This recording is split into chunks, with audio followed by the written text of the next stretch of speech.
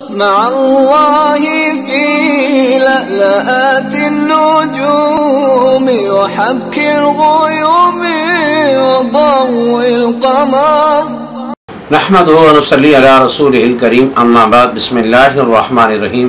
معزز خواتین و حضرات، السلام علیکم ورحمۃ اللہ وبرکاتہ۔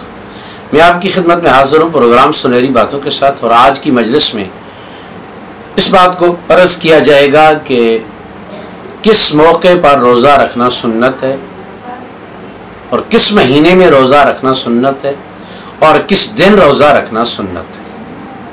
یاد رکھیے، نبی کریم صلی اللہ علیہ وسلم ہر مہینے کی 13، 14، 15 اس کو ایام بیج کہتے ہیں، نبی علیہ السلام ہر مہینے کے ان 3 دنوں میں روزہ رکھتے تھے۔ اس کے علاوہ نبی کریم صلی اللہ علیہ وسلم ہر سوموار اور جمعرات کا بھی روزہ رکھتے تھے، اور نبی کریم صلی اللہ علیہ وسلم مہینوں میں سے شعبان کے مہینے میں سب سے زیادہ روزے رکھتے تھے۔ عائشہ رضی اللہ تعالیٰ عنہ فرماتی ہیں رمضان کے بعد آپ سب سے زیادہ روزے شعبان میں رکھتے تھے۔ اس کے علاوہ یکم ذی الحج سے لے کر 9 ذی الحج تک بھی روزہ رکھنا سنت ہے، اور 10 محرم کا روزہ رکھنا بھی سنت ہے، لیکن وہاں اس بات کا خیال رکھنا چاہیے کہ 10 محرم کے ساتھ یا 9 محرم کا روزہ ملا لیا جائے یا 11 محرم کا روزہ ملا لیا جائے، 2 روزے رکھنے سنت ہے۔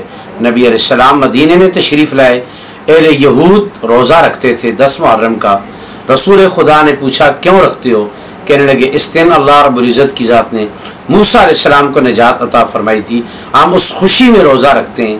رسالت مآب صلی اللہ علیہ وسلم نے فرمایا ہم آپ سے زیادہ موسیٰ علیہ السلام کے حقدار ہیں، آپ 2 روزے 1 روزہ رکھتے ہو، ہم 2 روزے رکھیں گے، 9، 10 یا 10، 11 کو۔